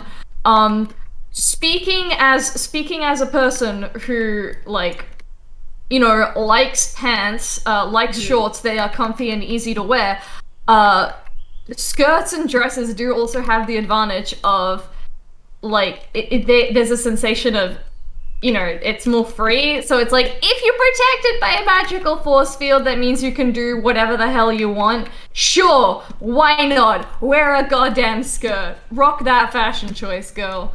Or boy, whatever. Each one. Well, or also, non-binary pal. For you, Parallel, specifically for Nora, she's kind of got some Scottish influences, so a skirt is very similar to a kilt. So I would imagine that there is some actual canon reasons to why that she would be more comfortable wearing that, because probably some of the warriors in her family also wear kind of kilts when they fight. It means that there's air around the ball bag. Exactly. It's for the airflow. Me mom's a bear. If you could change your fate, would you? No. Mom, it's just me. Boo. It's just me, boo. Okay, let's see who's next. Caboose, combat skirts or pants and shorts? You've heard of combat skirts. I'm on team practical pants. Okay, team practicality. That's okay. It's okay. But in terms of style, skirts all day, man. Okay. But like, all right. as a pants owner, I gotta stick with old reliable. As a person who both professionally and casually wears slacks every day, I'm a pants man myself. Okay, who's Redo? Combat skirts or shorts and pants? Originally I was more of a combat skirt person until I saw Blake with the pants. That is a big kicker. Or pants, Blake. It just stole my heart. Well, how about Yang with pants too? Let me tell you. Yes. See, now we're swaying the masses. Team pants, everyone. Yeah, I just want to see okay, Blake sure. and Yang in like a tux, because that would just, yeah, that's a good look. Oh yeah, imagine if we had that art already. I mean, It's a tuxedo cat! Tuxedo cat, yeah. I'm sorry, I had to. Okay, but like give any character with a suit, give any character a suit, and then basically they'll just pull it so well, and then yeah. Yes, they have automatic drip at that point. Man, honestly, Weiss at a fancy gala with a suit. Yes. Man, guys, it's so weird that all these anime characters are really attractive. I know, right? It's almost like they were designed that way or something. So weird. Saito has really good taste and good eye for detail and fashion. Like, I want him to like dress me up in like all those cool clothes. yeah, Saito. You give RWBY me Remnants Yang's clothing jacket. line when? Yeah, actually, it's funny because like Bro, the merch, the Yang jacket with the dragon. No one sees it a lot because obviously we don't do face cam a lot of the time, but a lot of my clothes is actually a lot like some of the more like Victorian era clothes. I wear top hats, bowler hats, tam o' shanters, and I usually wear... I want to see you in a top hat. I have one. It's a silk top hat. It was $100. Wow. And I often wear also like button-ups and slacks and dress shoes and blazers. That's just kind of my look. I have a very diverse fashion sense, but if I were to go with anything, I'd probably go with Dark Academia. So like Blake's fashion sense really just, sticks to me so well. Beautiful. Okay, so 2 things. 1, pants all the way. 2nd, Nora trying to make Ren wear a kilt. Yes. Oh, yes. All right, Yes. I'll see you at next writing meeting. We got some stuff to write down. Canon immediately. It's not that different to what you wear normally. It's so comfortable. Trust me, please. Please, I just have to see it in it. I promise I won't take a photo. I promise. Unless you'd let me? She says as she's hiding her scroll behind her back. Yes, yes. I promise I won't do it. Wink. Wink wonk. No. Oh, you got no. those quads, lad. All right, next up, I actually wanted to do this one earlier, but we got sidetracked, but let's get back to it. This one is from Mairead McGrath, and the question is this going to be a scheduled thing, or will this stuff be released as it's created? Yeah, that's the one, ain't it? Well, I think that as soon as we complete episode 1, it's probably coming out pretty soon after that. That's just a general... this has been the general pattern of how we've been doing things. And it's largely due to my own looking process. I don't plan ahead that super far. But, That's what I'm for. That's why I'm the project manager. Yeah, that's why you said. I'm the attention to detail one. I'm the one who's like, we've got to make 13 plans and have 8 backup plans. Don't worry. Yeah, I would say generally what our working process is take our time figuring out what we want to do, hit the grindstone and pump out a bunch of content, take a break, once again, think about what we want to do, and then boom, hit the grindstone. It's sort of like that. So sort of a, prepping ourselves, prep ourselves, sprint, sort of that. So what I think is that, because we're getting ready to kind of start development on Volume 1, and we're like doing all the art and scripting and music and whatnot, I think right now, what we're doing is mostly getting all of the pre-stuff set up so that we can really start production. So I think that when Volume 1, Episode 1 comes out, you can probably expect Episode 2 within like a month or two of the first one, I'd imagine. Something like that. So I'd imagine like as the volume is coming out, the episodes will be pretty closer together, but after we're done, we'll probably pull back for a little bit to sort of like figure out what we're going to do next. So I'd say it's not going to be like a weekly thing for sure, but I think it will be faster than like, one episode comes out a year. It's definitely going to be faster than that. Yeah, it's not going to be a full animation like yes. There was another question asking if this was going to be animated, semi-animated, or visual novel style, and I think visual novel is more what we're going for. I'd say animatic, more like. Yeah, animatic. That's a better way to describe it.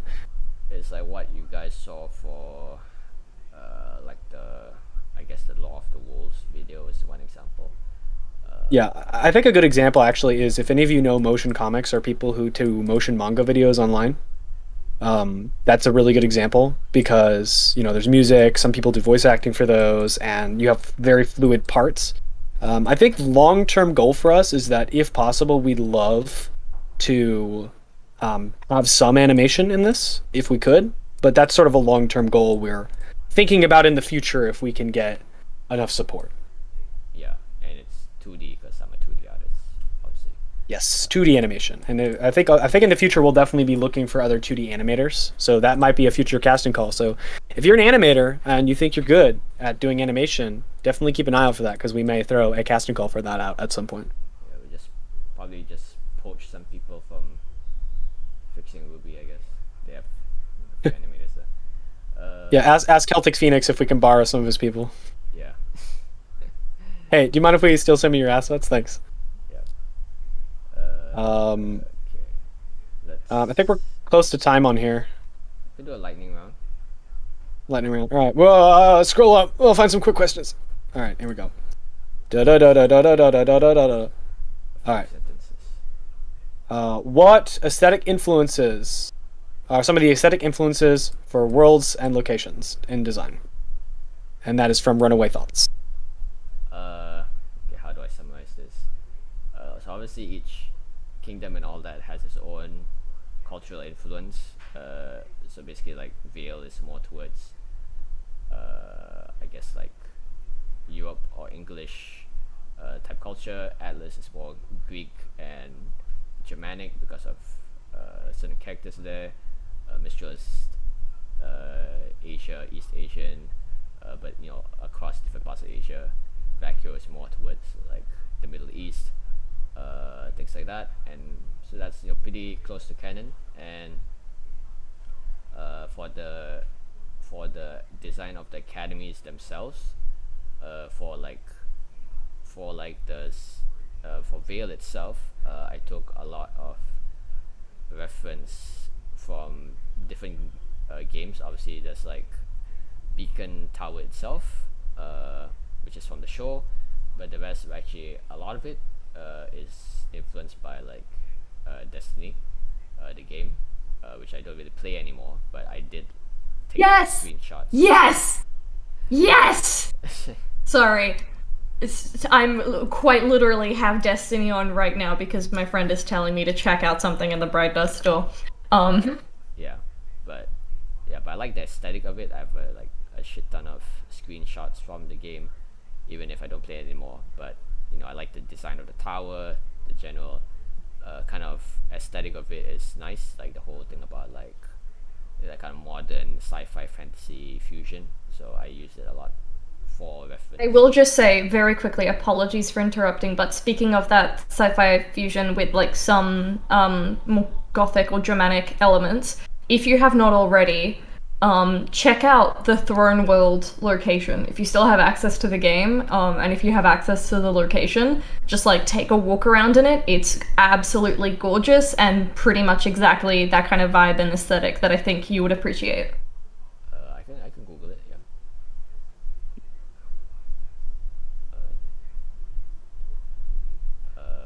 Okay. Also, Ty is here. Oh yeah, he's Ty. Hi, Kai. modding the chat. Thank you, Ty. Your work is once again appreciated. We love Ty.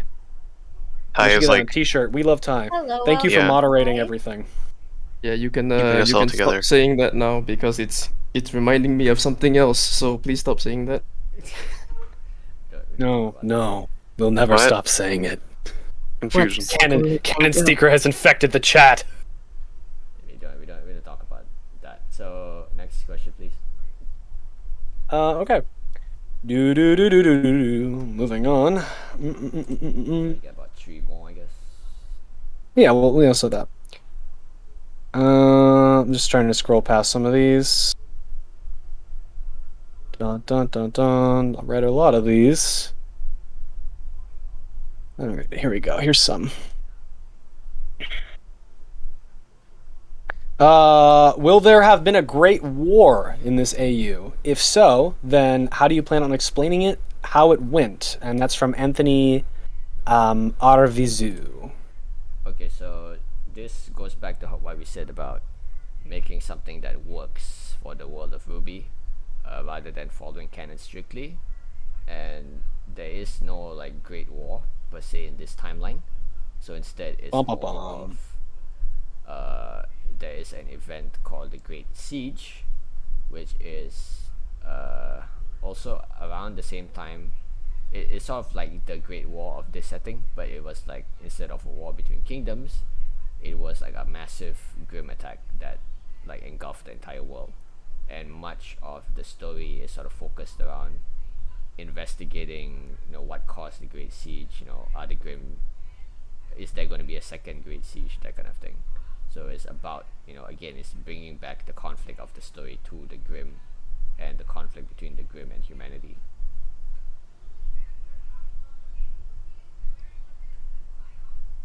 Yeah.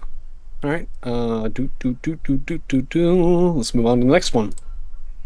I have one from an anonymous source. Totally not anyone you know. It's from this Toast user who wants to know when more Weiss lines. Show the lines to me, Saito. Gun pointed at both of our heads. I think they might need to be blocked. That's a death threat. I know. Yeah. Hey, Ty, why didn't you get on that? I thought you were the mod. Come on, man. Yeah. Toxic behavior. Oh no. Yeah, she just had a gamer moment. But Wise, probably episode 2, I would say. Is when Yes. it might appear. You'll get your Weiss lines. Not yet. Coming. Alrighty. Let's do 2 more. Right.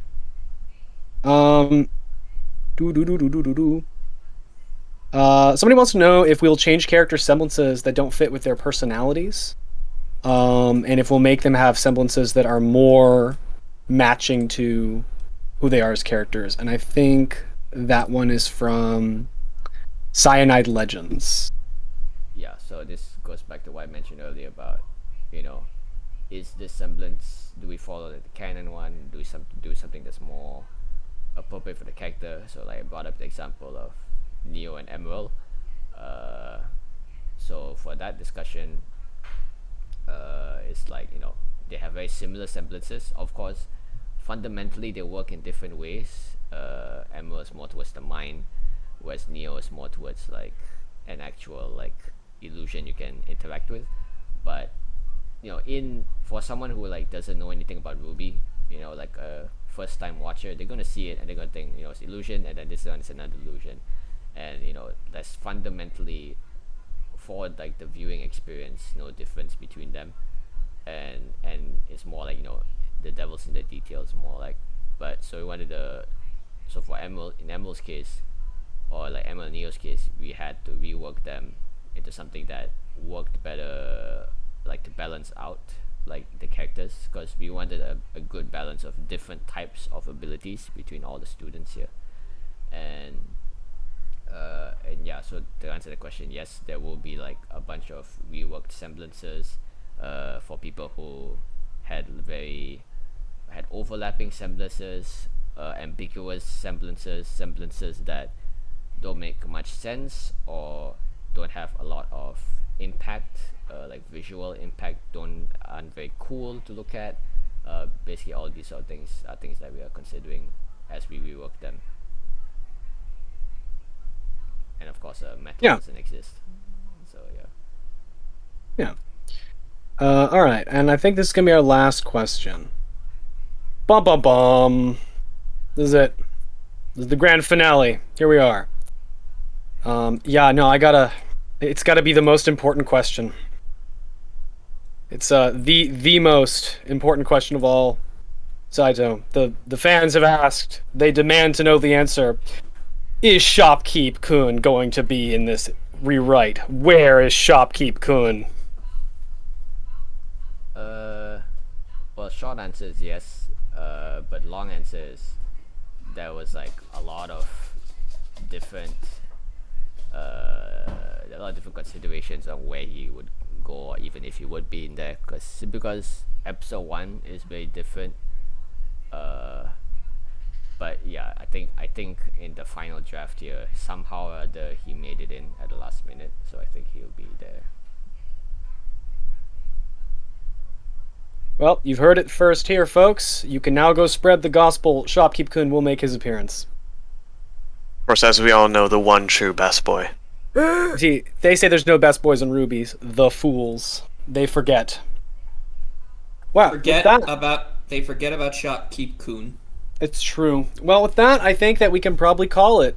Thank you to everyone who showed up to listen to us make fools of ourselves. We appreciate all of you. And thank you for Saito for bringing us all together. Once again, this project wouldn't be possible without you putting yourself out there and bringing us all into this team. So big shout out to you as well. And big shout out to all the members of our team leads and our VAs. All of you work very hard, and we appreciate all your support and positivity. Yeah, thank you all. Saito! VAs! Everyone! See you later!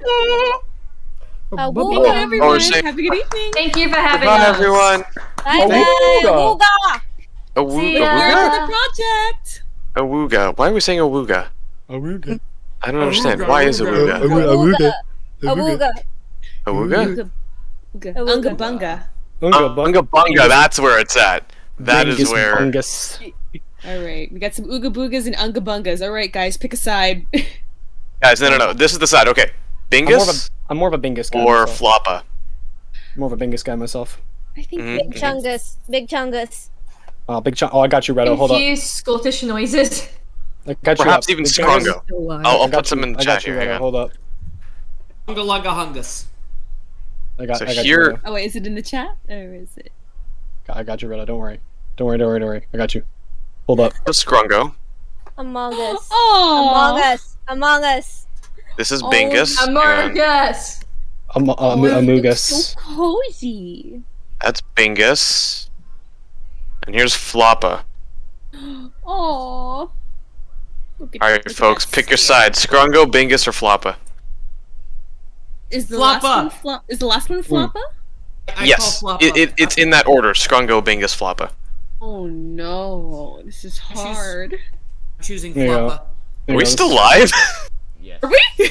Let's be Rilla. No, I know. I've Chat. been watching. Chat, Scrungo, Bingus, Floppa, go! Yes, big Okay, chunk. the last important question. Wait. Which one is this? I'm putting you to sleep, Scrungo. No. Oh, Those fateful words, are we still live? I guess. Oh, I've been watching. I knew we were live. Alright. I haven't. I'm gonna watch need to this go off. later. Think on it. I Yeah. to sleep. Thank you all for coming. Bingus. Here we go. We got Scrungo, we got Bingus, we got Bingus, we got Scrungo, we got Bingus. Bingus, take it away. I think Floppus. Personally, I'm team Scrungo. Yeah. Got Bingus. No Floppas yet. Interesting. I am Floppus. I am. We have one. Floppa's the third one, right? Yes. I chose Floppa. We got two for Floppa. Yes. Rise Binga is overtaken. I cannot wait for RWBY 2 Revenge of the Sith, Rise of the Bingus. It's my favorite film. It's a classic. Yep, classic. Bingus. There's 3 Binguses in a row. I can't wait for Space Jam 2, the Bingus and the Chungus. QnA, I guess it's just you and I on the Floppus boat. Oh no, we got Simple Man with Floppus. We will carry that. Okay. Well, there's Strongo we have a new sounds person funnier. in our very, very small boat. Very small. Yes, It's like let's the one, go. it's like the boat Armin was on in Attack on Titan Final Season Part 1. Scrungo all the way. Scrungo gang rise up. My Bingus minions will overtake your Scrungo ones, Caboose. My Scrungo army is much powerful than you once knew. Perish under the might of Bingus. Yeah. I don't know, the coat of Scrungo. You are nothing, Caboose. You are but a small, insignificant creature. Who do we lose? What the absolute heck is this evolved into? I think Ty might have gone. It's like, all right, Oh. guys, I think I need a Ty had enough to moderate us, so he's going back to He's moderate getting out chat. while he has the the getting's good. I think this stream should get out while the getting's good. I don't know what you're talking about. I think we're having a good time. We're having a blast. All right, Saito, hit the button. Yes. Hit the button. Take us off the air so we can actually Saito. so we can slander our sponsors.